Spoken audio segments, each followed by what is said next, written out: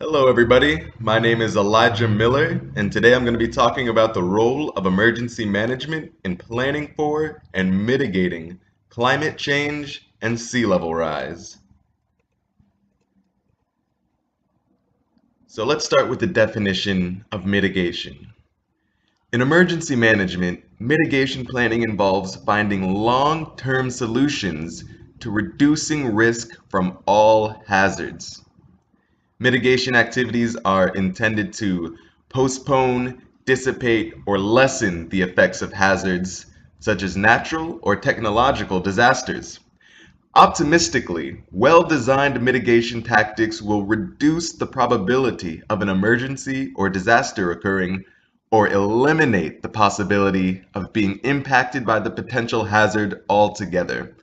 However, to achieve such life-saving benefits, mitigation activities must be completed before the onset of a disaster.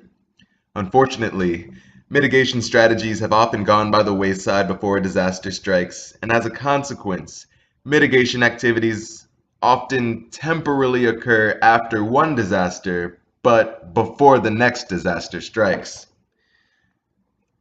So what do emergency managers do to address mitigation? Well, the first thing that has to be done is a hazard analysis.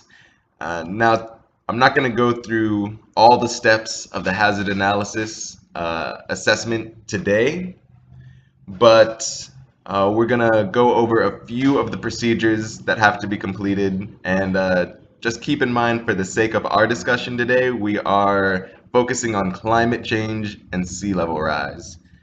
So first we have to identify the hazards. We have to determine how sea level rise is going to impact coastal property, whether that be personal property or public property. As you could see on this map to the top left, there's a lot of property in danger from sea level rise in South Florida, as well as along the coasts of the entire state of Florida. And at the same time, we know that climate change is going to lead to more extreme weather events. So we have to think about how future hurricanes are going to impact lives, property, and the environment as well. And that goes to the point of determining vulnerability and risk. So Florida is a particularly vulnerable state. Climate change is a global issue, but not every locality and not every state is going to be impacted the same way. So we have to, after we identify the hazards, think about which lives, what property, and where in the environment are we going to see the impacts of climate change and sea level rise, and then determine the probability of suffering damages so we understand the urgency needed to act. Once we understand that, we can look at our own capabilities and shortfalls. Emergency managers can see what resources they already have on hand and perform analyses to see how they will perform currently to determine how they can make up for their shortfalls so that they can be prepared to save as many lives and have the most cost-effective strategy possible. As we know, avoiding mitigation and just responding and performing recovery activities is much more expensive. So we really want to mitigate and prepare for these situations before we have to clean up the mess. Essentially, all local emergency managers should be aware of whether climate change or sea level rise will have a harmful impact on their community. And if so, they should study those dangers well and perform assessments such as benefit cost analyses for alternative mitigation strategies. Performing such analyses will likely be well worth it. Again, if you look through our slides from class, you'll see that typically for every dollar spent on mitigation activities, $4 are saved from the response and recovery end of emergency management. So after we know our hazards and we know our capabilities, we have to strategically plan about the actions that we're going to be taking. So we want to include our impact stakeholders, public agencies, businesses, nonprofits, community representatives, and any elected official that is willing to take on these issues seriously. And then we want to consider specific actions, whether that be land use planning to move property owners out of flood zones while seeking carbon emissions reductions through more efficient future development, or revising building codes to enhance property integrity in light of strengthening weather conditions. Either way, we want to seek ways to lower the costs of bracing these hazards and increase the benefits by making buildings more energy efficient at the same time. Of course, local emergency managers are going to have to decide what alternatives are best for their communities.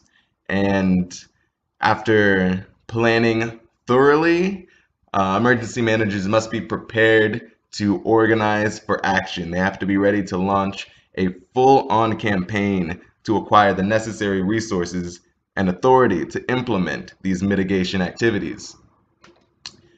And in their campaign for mitigation, they have two huge audiences that we're going to talk about briefly.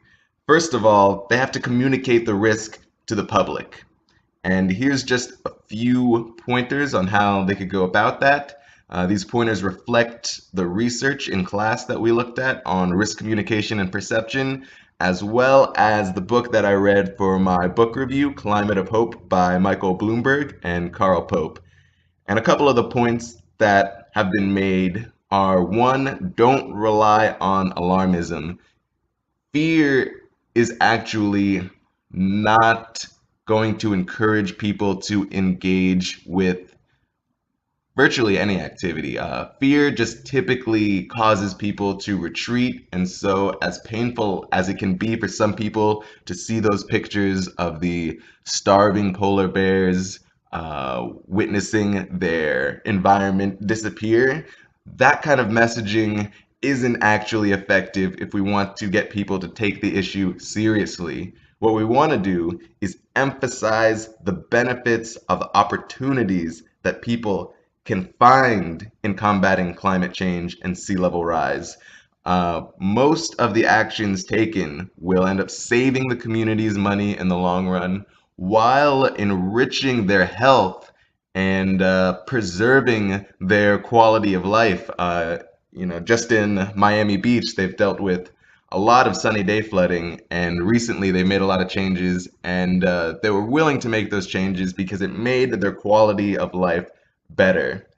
And finally, emergency managers have to communicate a sense of urgency to the public. So you don't want to fearmonger, and you want to emphasize the benefits of the opportunities, but you want to make sure that people understand that we have to act now. We have to act for our best interests as quickly as possible.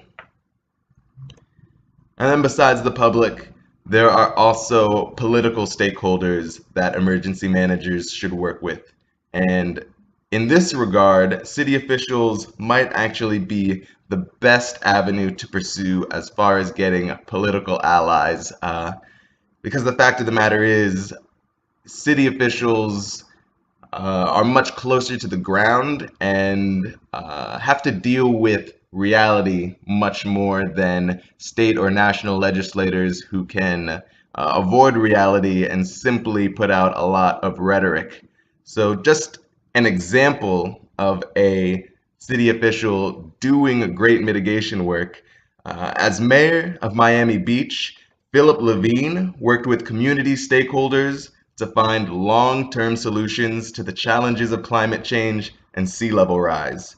By investing in seawater pumps, raising roads, improving building codes, and installing seawalls, Miami Beach residents found themselves a lot safer this past hurricane season. And with the reversal of all the frequent sunny day flooding, Miami Beach residents witnessed a return to a more quality standard of living.